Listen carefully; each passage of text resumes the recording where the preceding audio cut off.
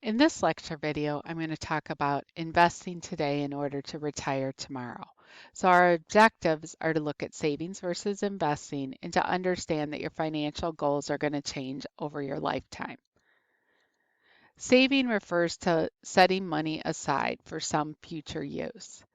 Factors you want to consider are safety, first of all.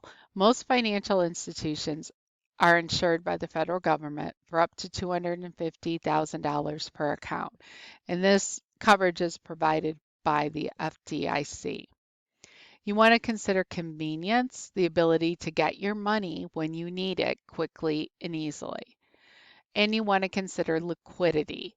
How quickly can you take your savings and turn that into cash? Financial experts advise having 6 months of savings in some liquid form. You also want to consider your earning potential. You want to consider nominal interest rate and also real interest rate. The real interest rate backs out the effects of inflation. Investing refers to using money to create wealth over time.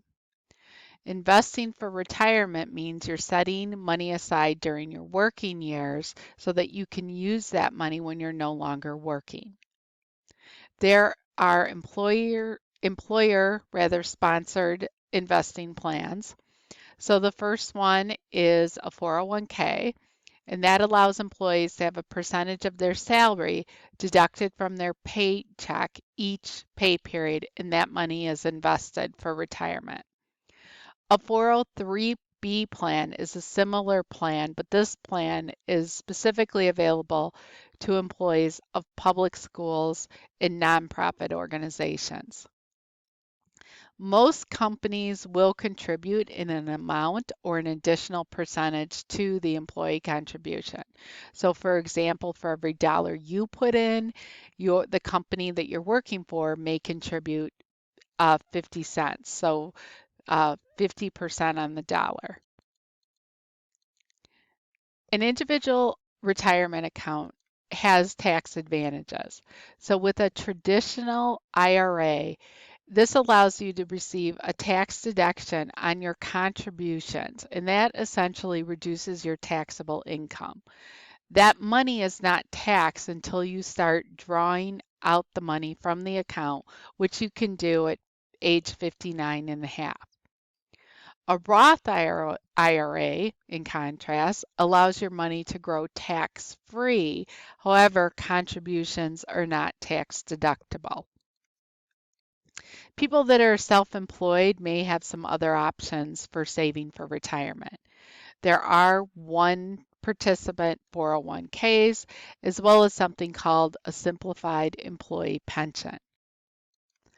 You want to consider risk and reward in any investment situation or opportunities. So risk refers to the uncertainty about an outcome.